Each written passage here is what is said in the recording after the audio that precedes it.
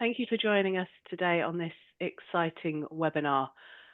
We've just given a few moments for people to join us and get comfortable. Welcome to you all, and thank you for taking the time to join us. We have so much to unpack on such a big topic, pensions and education, or as the full title of the webinar is, Funding Your Future, Why It's Time for Employers to Start Focusing on Pensions Education. I'm Joy Waugh. I'm Principal Consultant at Zest. I've been in the employee benefits world for just over 20 years, and the last 10 of those have been at Zest. We are the technology of benefits, reimagining employee engagement and communication through our award-winning portal. My role is to help employers and employees get the best out of Zest. Our benefits platform is designed to help enroll employees into a pension, but also to allow them to have all the information they need at their fingertips and the options to increase or decrease their pensions, as with any and all other benefits they may have. A pension is by far the most significant element of any employee value proposition, and the spend by both employer and employee dwarf that of other benefits. In fact, across our bank of clients on the Zest portal, the employer spend is about 5 times more than that of the next most expensive benefit. Incidentally, that's PMI. And yet, it's often the least understood benefit, and pensions is often consigned to being a hygiene factor, or now that employers must enrol employees automatically, just a feature of regulatory compliance. There are 4 key areas I want to look at today. Firstly, how we have arrived here. What are the building blocks of a good pension? Secondly, demographics, covering age, salary, gender. How do employers help employees across the generations with different needs, all save for their future? Engagement, education and empowerment. How do employers ensure employees know about the value of their investment and empower them to take ownership? And the future. What about sustainability and long-term goals? We have quite an ambitious agenda and hope to allow a chance for a few questions at the end. And to facilitate all of this, despite my croaking voice, I am delighted to welcome 2 experts to help us explore the questions around pensions education, James Bolton and Matthew Gregson.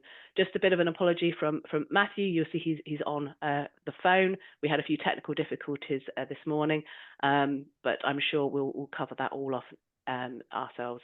So James, please introduce yourself. That's great. Thanks ever so much, Joy. And likewise, I'm suffering a bit of a cold as well, so hopefully I won't cough and splutter too much. But yes, hello everyone. I'm James Bolton, one of the co-founders of EBCam. We're a specialist independent financial advisor and employee benefit consultancy. And I'm a fellow of the Pensions Management Institute and a chartered financial planner. And I've been working in pensions and employee benefits for many, many years now, over 35 years, dealing with all types of employee benefits and pensions, from final salary schemes through to flex benefits. I trained at an international broker before joining a regional firm and then setting up my own business back in 2001, and then again in more recently in 2020. Our clients ranges from PLCs to SMEs, regional businesses to global players, dealing with international benefits. And being close to Cambridge, we have lots of exciting clients in tech and biotech and AI and that sort of thing. And a significant part of how we work is focusing on employee engagement, making sure the client's getting best value from their employee benefits, and very importantly, making sure the benefits are appropriate for the employees and appreciated and understood by them as well. So yes, I'm very pleased to be here on the panel today. Thank you. Thank you, James. Over to you, Matthew. Thank you, Joy, and good morning, everybody. A tough act to follow there, but I'm one of the executive directors at Howden Employee Benefits in the UK. So I look after the various teams that service our large clients across everything from pensions to health protection, flex, well-being and beyond. In that regard, we're delighted to be a licensee of the Zest platform and to bring Zest to our own client base. Beyond that, and for those of you who don't know Howden, we're the UK's largest independent insurance brokerage group. We now have nearly 9,000 colleagues in the UK, and as we always joke, no, we don't make kitchens. We're also one of the UK's largest employee-owned businesses, after only John Lewis and the one between us that we often forget. Our growth and our success has been found on the basis of taking pride in the service that we deliver clients, right the way from SMEs and micro businesses up to multinational employers across all lines of insurance, benefits and pensions. I've been advising on pensions for about 23 years or so, and it's a particular passion of mine, as I hope I bring across today, and also to kind of showcase how we help clients utilise Zest to deliver pensions to their people as well. So Joy, thank you for having me. Thank you. Those are excellent introductions, James and Matthew. To move on to our first area, first to recap and summarise where we are now. So in 2012, if we cast our minds back, the employers of the UK were not so much watching the London Olympics, but busily preparing for auto-enrolment. The larger companies were rolling it out first with minimum contributions of just 1% of salary for both employee and employer. And actually that salary was something called a band or qualifying earnings. And these contribution levels have increased to a minimum of 8% of qualifying earnings or band earnings, and they're subject to certain parameters around age and salary. Most companies have a default investment fund and then offer employee options around increasing pension contributions. Some are utilising salary sacrifice, some changing investment funds, and the ability to add beneficiaries in case the worst happens. In this context, Matthew, can you expand on what you think a good pension scheme looks like, and what are the building blocks of a good pension? Yeah, thank you, Joy. So first and foremost, I think there's two lenses through which we all need to think about what a good pension looks like. There's what it means for the employer, and then also what it means for the employee. And I think the real success is marrying those two things together so that it hits a sweet spot for both of those audiences. Thinking about it through the employer lens first. So many of you on the phone today who are decision makers, administrators, ultimately feel responsible for your employee's pension. I think you've got to think about it in terms of a good pension for you as the employer is one that supports your employee value proposition, right? So it helps you attract, motivate, and retain the talent that you need to drive the success of your business. And then that needs to be balanced against the fact that it needs to be affordable, low risk to you, and a low administrative burden as well, right? So ultimately, I think about it that it needs to make you, or part of what makes you a compelling employer, whilst you're not having to spend more time or money on it than you really should do, right? And that's the real sweet spot I think we want to hit as employers. For employees, however, it means something slightly different. You know, a good pension is one that gets them to a good retirement outcome. Ultimately, retirement nowadays is a very varied and complex landscape for all of us. So everyone on the call today, if you think about personally what you think your retirement might look like, for however many people on the call, we'd come up with that number of scenarios, right? And certainly, we don't just have this waterfall effect where we fall off a cliff one day, stop work, start retirement, and draw on a thing we call the pension to provide our income. However, when you look at it, in reality, the vast majority of us are going to need our income to come from pension. There's a huge reliance upon it. And so when it comes to what we need as employees, we need it to be well funded. We need the investments to perform and grow well. We need low charges, so as little of that growth is taken as possible by the pension providers for the services they offer. And we need clear income options at retirement to help make sure that we make the right choices as to how we call on that pot when the time comes. And those are the building blocks that we need to think about as employers when delivering to our people, right? The contribution rates, the providers we choose and their performance and charges, and the options they give to our people. And just go back to what I said at the start of this, the challenge is always to find that sweet spot on where the balance of responsibility lies between you as the employer and the employee, because that's ultimately going to drive how much you believe you need to take the lead on how well funded it is and how well employees engage with it. And in reality, that's probably the big conundrum that most of you will need to solve when you're thinking, should we pay more? Should we change providers or not? Should we invest in better education and guidance for our people? Oh, thank you. That's really insightful. I think that idea of the sweet spot is really helpful to understand the challenges and looking at it through those two lenses of the employer and employee. And you mentioned, Matthew, about the challenges of everybody here on this call would have a different version of what a good retirement looks like.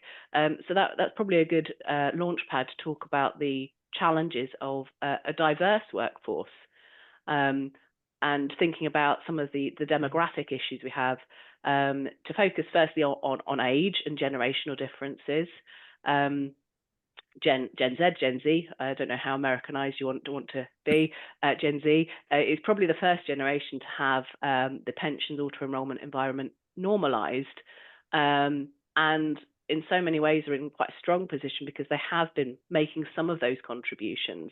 I've got a couple of examples around different ages. So somebody born in 1980 would have been 32 when auto-enrollment was introduced, and may not have gotten round to starting a pension because retirement's a long way off at that point. But now at age 44 has over 10 years worth of savings, whereas someone born in 2000, which always scares me slightly when I see 2000 birthdays, started work is likely to have been enrolled, and by the time they're 44, will have had 22 years worth of savings. And then if you conversely go back to 1960, somebody who's 64 and facing retirement, they may have a range of different pensions from different previous employers, and are wondering what they can do to maximize their pot and be looking to their current employer to help them to understand those options and to have that set of options communicated to them. So James, can I ask you to expand on how employers can help different generations with very, very different needs? Yeah, thank you, Joy. Yeah, it is a very interesting question, and it's a challenging one because, as you say, different generations do have significantly different needs. They're in a different place in their retirement planning. And indeed, we're almost coming now to the peak of defined benefit sort of retirees in the private sector, at least. They're still going in the public sector. But, DB was a big thing. It's created significant wealth for people retiring today and people retired over the last few decades. But again, that's beginning to going to come to a decline quite quickly. So the older generations today will be some of the last getting those defined benefit schemes, and then there has been a gap because until auto-enrollment was then put in place, whilst defined benefit schemes were dying, money purchase schemes took a bit longer to get going. Auto-enrollment wasn't introduced, as you say, till about 2012. So there was a gap in some pension planning for some people. So there is therefore significant differences in what you need to do to make sure their employees are educated about what their needs are in retirement and understand their different paths to retirement. But key issues will be, communicating with all of them, to engage them, to educate them, and to try and make sure they know where to go to get that help, that guidance, or maybe that advice as well. One thing we do is very much do tailored workshops to different generations. So whether you're sort of beginning your career, mid-career, or getting close to retirement, tailored presentations, tailored workshops may be necessary to try and specifically sort of drill down into the important aspects of the pension savings for that particular group, and make it relevant to them and interesting to them as well. And then drilling down a bit further, some companies will want to offer one-to-one meetings, and nowadays with video conferencing like this, it's really very easy even for employees that are scattered or doing hybrid working. You can still have a 20-minute meeting with them to answer any pension questions which they have. So again, many of our clients will maybe engage and have a number of days worth of one-to-one consultations where they can access, their members can access 20-minute sessions to talk about any specific needs or queries which they have, and that can be really very helpful and totally tailored then to what their point may be on their retirement journey. And then, of course, there is some tax efficient ways of people getting more specific guidance or advice. So, and there's a number of companies that offer this as independent advisors. We offer it as well, but the UK Pension Advice Allowance enables people to withdraw £500 to the pension pot and get effectively tax-free advice in relation to their pension planning. And then through salary sacrifice, you can also, the employer can support up to £500 being offered to the employee in retirement guidance and help as well.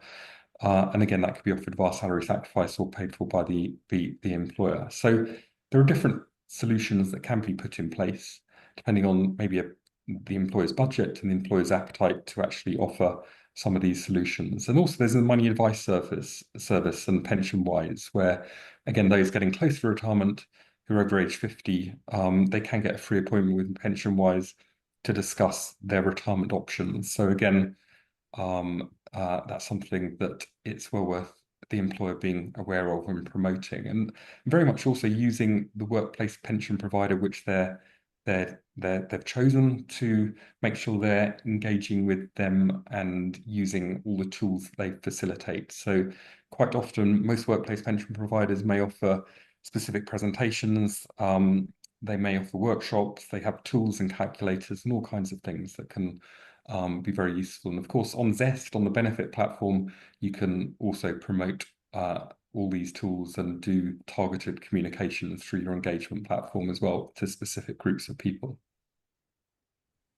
Thanks, James. It sounds like there's a lot of tools out there to help, and actually the workplace pension provider is a good place to start, and the advisors you've chosen to help put your pension in as an employer, lots and lots of support there.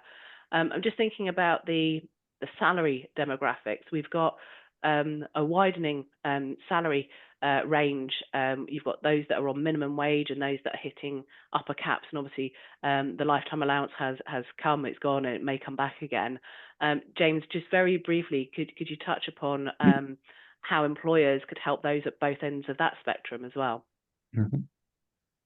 Again, yeah, quite a range. And as you say, if you can't afford to pay into a pension, then to a degree you can't afford to pay into it. I mean, there is going to be many people who the state pension will make up a significant part of their income in retirement. People are retiring later, they're having to work into and beyond state pension age as well. So, there are people who are unfortunately in poverty and may not be able to afford to join their workplace pension scheme. But this is where, by having a scheme that hopefully is a bit more generous than the standard auto-enrollment minimums, that would be a good thing if the employer can pay the majority of the contribution, the 8%. Clearly, that will help those individuals. And, we have a number of clients where it's effectively non-contributory from the employee's point of view, and it's a voluntary scheme. The company pay all the contributions that are required for auto-enrollment. There's a balance with that, because you can also see that if the company do it all, are the members really engaging with it? Do they understand it? Do they understand they've got to save something towards the retirement? And actually, the auto-enrollment minimums aren't sufficient for pretty much everyone in any case. So, yes, at the bottom level, it is difficult probably to, you can help them understand the importance of pensions, but if they have got other immediate needs, it can be a struggle. And obviously, salary sacrifice doesn't work below the minimum wage. You can't have people using salary sacrifice and therefore getting the national insurance savings in that respect.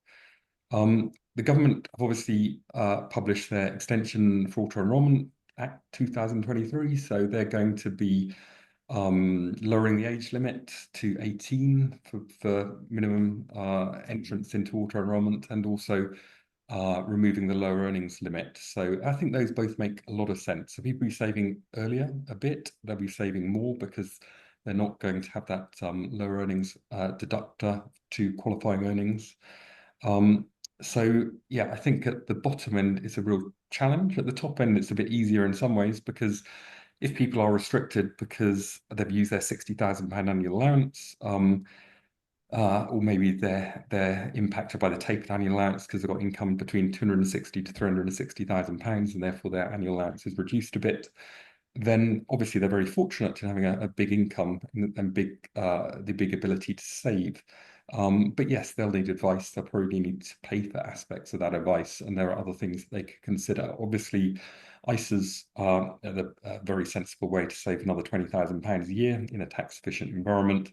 And again, schemes like Zest can facilitate the fact that once someone's used up their annual allowance, then any excess can be filtered across into a workplace ISA. So that can be quite a useful tool as well. And then EISs, VCTs, and sort of other things that could be more tax efficient for high earners could be considered as well. So definitely advice would be needed at that high end, but hopefully it's not such an affordability issue. Wow, that sounds an awful lot to consider. Thank you. One of the other things I wanted to touch on demographics is about the gender gap.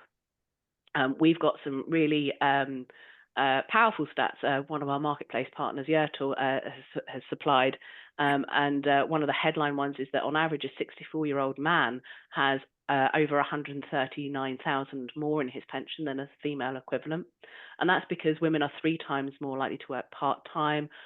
64% of carers are women, and over half of all carers are not able to save for retirement as a result of their caregiving. So if I can turn to you, Matthew, what are your thoughts on how employers can address that gulf in their pension savings across the genders? Yeah, thanks, Joy. I think this is really interesting and also a very tough one. Firstly, there's no doubt that those numbers are real, those that you've just quoted, although I think they are already shifting significantly in the right direction, because naturally, demographic and social trends were fundamentally different 20, 30, 40 years ago, such that if we're judging it by where current retirees are at, for those around 65, naturally there's going to be greater disparity than I believe the numbers would suggest there are today. And indeed, looking inside our own client base, there's much more parity now between the genders when it comes to the amount that they are contributing into their pensions. Though no doubt with, career breaks and other responsibilities are often borne by women over men, there will always be some kind of gap, I think, that may persist. So trying to get a real sense of where it lies now, I think it is generally already improving, but there's no doubt something still to be addressed there. Now, sadly, the honest truth is it may be very hard for employers to materially close that gap, because as much as there's a gap there, it's not one upon which an employer can pay different contribution rates on the basis of gender, right? So first and foremost, whether we pay 3% as an employer today, 5%, 10%, whatever that number is, naturally, we can't pay in different amounts for people doing the same jobs. And so it's not one that can be closed by money, right? I think it's the first important thing to acknowledge. But from a more positive perspective, there is a huge amount that can be done to support and educate and help colleagues understand where the gap is and why it might need filling, and to help female colleagues prepare for and understand and potentially contribute more or earlier to help ensure that they have enough for an adequate standard of living in retirement. I think there's also other things that employers can do beyond education and support. For example, when there are periods of absence, particularly periods of unpaid absence, like if female colleagues are taking the full year of maternity leave, then consider paying pension contributions for the entire year and not just limiting it to periods of paid leave or those where there's a strict legal obligation to continue pension contributions. That way, we're going to minimize some of those periods in which female colleagues are less likely to continue funding than their male colleagues are. That's not going to make significant inroads, but it can definitely help bridge that gap in ways that are kind of legitimate and fair and can be done without discriminating against male or female colleagues potentially. There's another thing with this, sadly, which is naturally women are living longer than men still, according to all of the mortality statistics, and so naturally female colleagues need their money to go further as well. So it's not just a question of how big the pot is, but over how many years they're likely to need that pot for. And that's often something that, again, needs to be factored into this, because although there's an advantage that female colleagues are tending to live longer, there are a disadvantage that therefore they may need a higher amount of income as well, and therefore a higher pot to start with. Again, that's not necessarily kind of a fault of any kind of discrepancy or disparity or policy that's in place, but it's still one that also needs to be addressed, because we're not potentially just closing the gap up to the equivalent of their male colleagues. We may well need female colleagues to have a little bit more in the tank as well. So as I say, in reality, that's very difficult to fund or to close that gap financially or through contributions. The real focus is going to have to be on education and support, I believe. I think that's really helpful, Matthew. I know James mentioned about the state pension. For this year, for 24-25, it's 11,500. And I know there's been a lot of research by the Living Wage Foundation that's saying most people don't know how much they need for a comfortable retirement. So that education piece really seems to need to go up a level, and certainly that there are different ways of looking at it, but the retirement living standards did some research, and they think that for a moderate income it's about 31,000 a year. So as James mentioned, the state pension isn't going to cover that, but as you've pointed out, Matthew, actually women live longer, so need not only a bigger pot to start with, but need to draw it over a longer time. So Matthew, can I just jump through and ask you a bit more about your thoughts on how employers can educate employees? You've mentioned that education is really important, and we need to engage. And James mentioned that the engagement piece is as important. So just giving contributions for an employee may mean they think it's all done. And actually, we know that contribution levels aren't significant enough. People, Living Wage Foundation thinks it should be about 12% of salary rather than the AE minimum of 8%. So Matthew, what can you do to help fill the gap and ensure people know what they need for a comfortable retirement and pay in more than the minimum? Yeah, so this is actually one of my favourite topics when it comes to pensions. And actually, I think there's two parts of this we have to look at, right? There's one is the education piece, but then the other is the funding element as well. James touched on already in terms of talking about what an employer should seek to contribute, and I touched on my introduction on my first response, which was that every employer should hope that they're providing pension and benefits that meet the needs and expectations of their people, right? And so together with the question of education, there's also the question of what employers can afford to pay in, and also psychologically what employers believe they should be paying in for their people.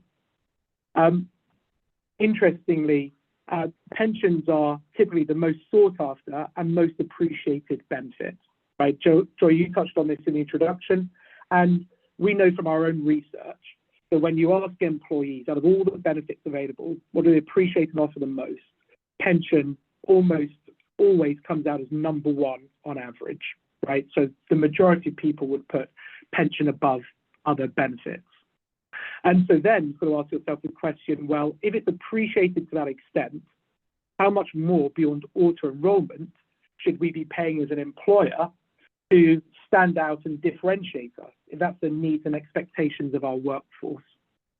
So I'm a big believer that although we could talk about education, there's also a huge question of, how much should an employer be paying in so they can reasonably expect to get some return on investment in terms of improved attraction and appeal to the type of talent that they want to bring into the workforce and retain. And, as I say, when we look at a pound spent in pensions, all of the research amongst what employees expect and appreciate, a pound spent in pensions should be more valuable than a pound spent on other benefits. And so I think that creates a very compelling business case for us going beyond auto-enrollment minimums. But then, even if we kind of put that level of employer funding to one side for a second and talk about education around the gap. Well, firstly, it was probably 2 years ago that the likes of the Pension and Lifetime Savings Association said that they felt that the contribution rates should be closer to 12%. And they've been advocating for and lobbying for auto-enrollment to move up to 6% from the employer and 6% from the employee. Now, whether or not that happens, the simple truth is that already, as a result of the cost of living crisis, they and other research and other lobbyists are suggesting that that funding rate is already creeping up towards 14% on average in order to achieve a moderate to comfortable standard of living in retirement. So this is an important thing about how each employer needs to view their role in pensions and the importance of it. Because as James has already rightly said today, some employers will want to and think that they need to take on the lion's share of that 14% of funding. And fantastic if you can afford to do so, and if you recognize it's going to help differentiate you and bring in and keep the talent that you want. But if not, if you're only paying in 3%, then educating employees around the fact that they've got to find 11% of their own salary to pay in to get towards a good standard of living in retirement, I personally think is a bit of a fool's errand, right? And we can think about, you know, how benevolent we are for educating our people in how big that gap is. But in reality, when you look in those terms, I think we have to instead look at our responsibility to fund more as employers. And indeed, when we look at the statistics today, if we think about how we might want to educate people, well, if we educate through the perspective of fear, and fear often creates a greater compulsion to action than the positive. 66% of us, according to Scottish Widows annual pension research, they've done it every year for the last 20 years, and it's a great body of work for our industry. 2024 research suggests that 66% of us are not on track for a good standard of living in retirement, right? That is just a daunting and far too large a number. And I think in reality, at a time of the cost of living crisis and a time of competitive pressure for talent, we do need to go back to looking at how much we're funding and not just giving employees these indicators towards what the gap is and their responsibility to fill that gap themselves. I think 14% or 11% of the employee is far too daunting a gap to imagine we're going to see positive action amongst the workforce. So for me, it really has to start with this question of, you know, what role as the employer do we honestly want to play in driving a good retirement outcome for our people? And if we're going to be selfish about it as employers, then we need to understand how important it is to our people and whether or not the business case is there to pay in more, at least before it's mandated by the government. So we should all as employers pay in more. I think that's your first port of call to understand how you most successfully close this gap. Your employees are paying 5% today. Could you afford to move it to 5%? And could you engage your employees to find out whether or not they would value it? Right. I think if we're talking about education, that's probably a far more effective communication exercise to go through with your people than simply telling them that there's an 11% funding gap that they need to fill. But if affordability is a genuine challenge for you as an employer, or if the powers that be aren't convinced of the business case to pay in more, then in reality, and coming back to some of the generational comments that James rightly made earlier, we need to look at this in terms of how can we get our younger people committed to just starting the journey, so fewer opt-outs? How can we get those in the middle of their career focused on hitting that contribution threshold, which should fund towards a good retirement? And how can we get those towards the end of their career, actually formulating a plan and a target that they're tracking towards or working towards? And in reality, how can we help them understand whether or not their expectations are realistic? For example, 55% of people, according to that same Scottish Widows research, believe they're going to have to retire later than they would want to, on an average as much as 7 years later than they would want to. Now, that's a reality that we're facing. Again, education around what that means, right? If people thought they could retire at 60, but in reality it's 67, then fine, but let's show them what that means for an extra 7 years of work, 7 years of investing into their pension, and 7 less years that they're relying on that pension to provide in retirement. In reality, that expectation resetting might show them that they're a little bit closer to a goal of funding a good retirement, even if it's going to start later. And I've said a lot there, so just to summarize, there's a huge communications piece, which I think has to be around the numbers of what it takes to get to a good and realistic income in retirement. But in reality, the flip side of that coin, I think, is that it's a fool's errand to simply think we can solve this problem through education. As employers, we have to look at the business case for funding more as well. Thanks, Joy. Oh, thanks, Matthew. There's an awful lot you've said there to unpack. And I am conscious we're moving towards 20 to 12. I wanted just to touch very, very briefly on investing for the long term as well, and covering off investment risk and reward, and talking about the default funds and engaging people in understanding where money is invested. So James, could you very briefly take us through some considerations? I've got about 3 minutes, and then I want to move on to some questions, because we've got a handful of questions as well. Yeah, of course. Yeah, I mean, all workplace pension schemes have to have a default pension fund, and that default pension fund has to be suitable for the majority of their workforce. These default funds are generally sort of medium risk, long-term growth funds with a lifestyling. So in the last, anything between 6 to 15, longer lifestyling sort of de-risking windows are now becoming more popular.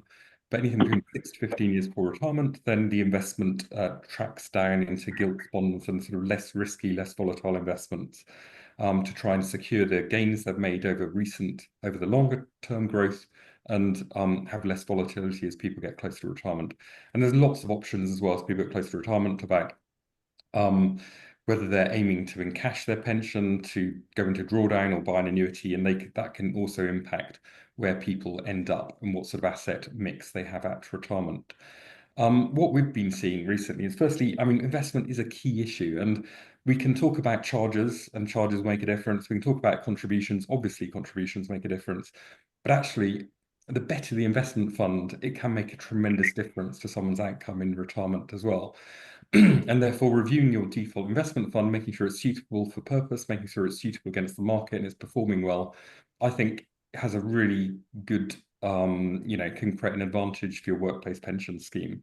And some schemes like Nest are doing surprisingly well, and so they have a number of schemes have more risk on the table in that growth phase. And I think that's what lots of workplace pension schemes actually are coming to the conclusion of. Maybe you need to take a bit more risk in the growth phase when people have got 40, 30, 20 years to go to retirement. Accept the risk and the volatility, because that can achieve a better longer term outcome, and then have a sensible lifestyling de-risking approach in the later years. So we are seeing more companies sort of adapt that approach, and I think it's worth companies reviewing their investment strategy, just making sure it's appropriate. And obviously ESG comes into it, and carbon emissions and all these sorts of things. And again, all workplace pension schemes generally have now overlays to look at those factors and make sure their schemes are investing the money in a sustainable, sensible way for those environmental, social, governance factors as well.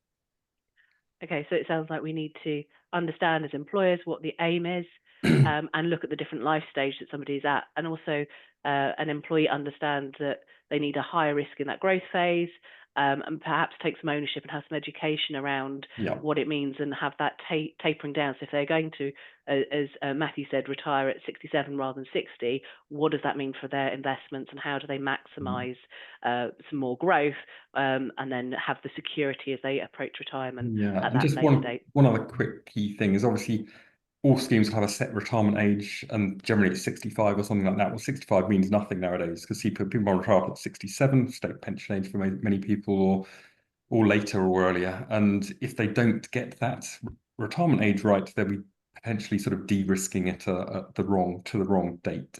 So that's one key thing you need to try and get your employees to do. And also, as you say, take control of the investments. Many pension funds will offer at least 6, but maybe hundreds of different funds. So actually individuals can be impaired if they have the right sort of information and possibly the right guidance or advice to then take more control themselves, if they want to take a bit more risk in those early years. Okay, thank you. That's that's really helpful. I'm going to move on to some questions.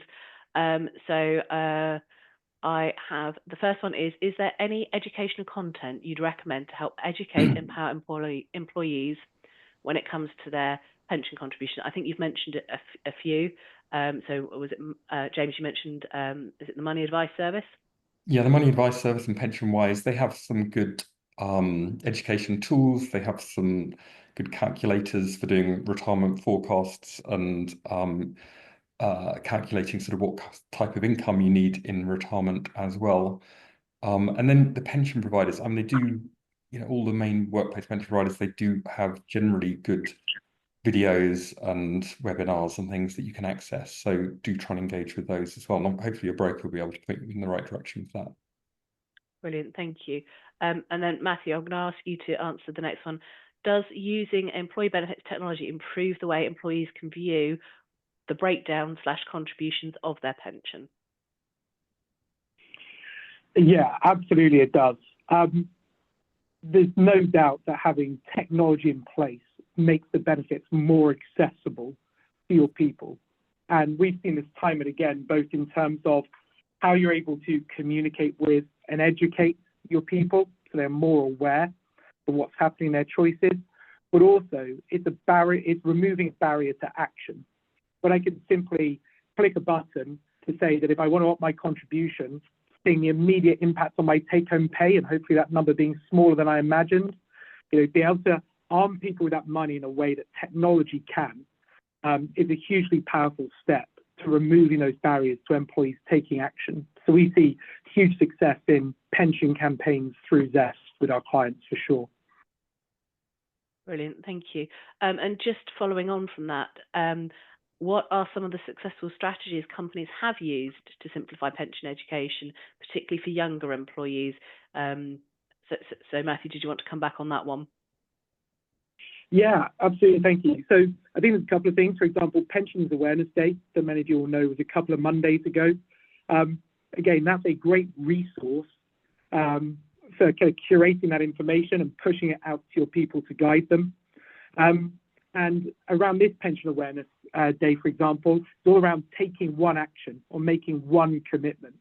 And so if you think about it, Joyce, you said in terms of your younger workforce, you don't want to send them complicated messages around how much they need to fund or where they should be invested or anything else that will turn them off to it, right? You should be driving their one action, which is simply to join that plan for the first time, right? Yeah. Naturally, they're already in the plan, great.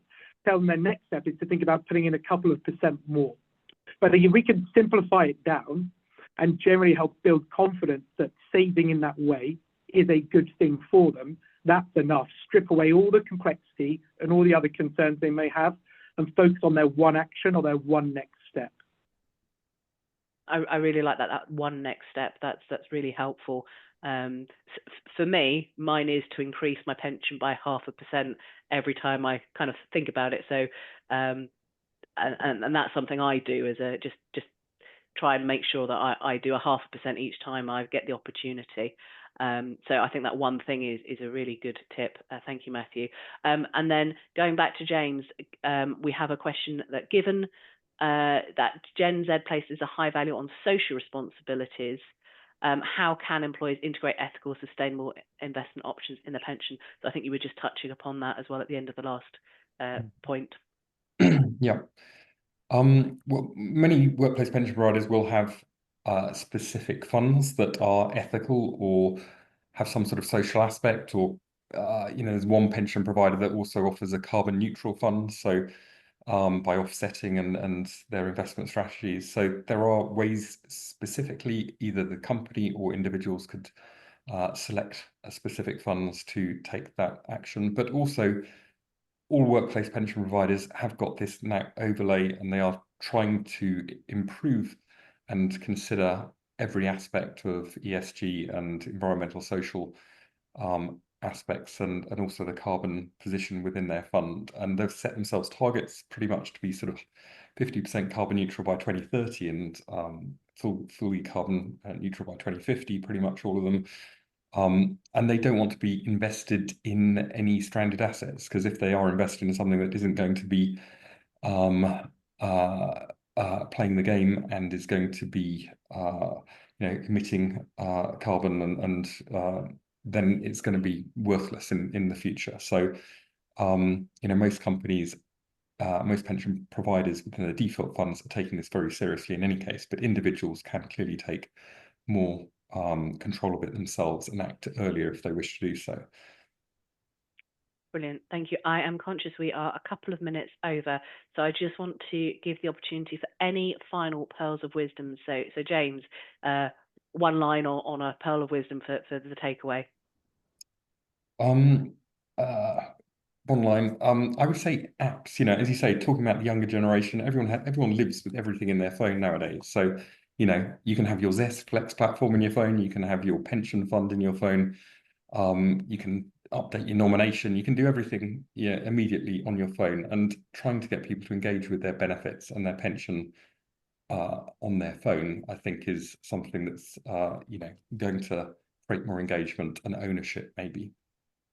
Thank you. And Matthew? Yeah, without getting all too Ted Lasso on it, just be curious.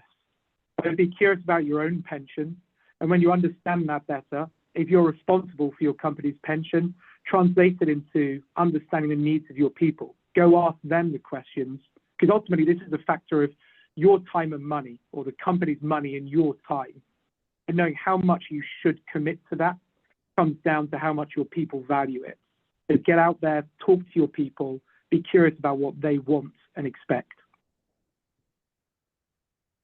Brilliant. Thank you so much, James and Matthew. You've been wonderful guests.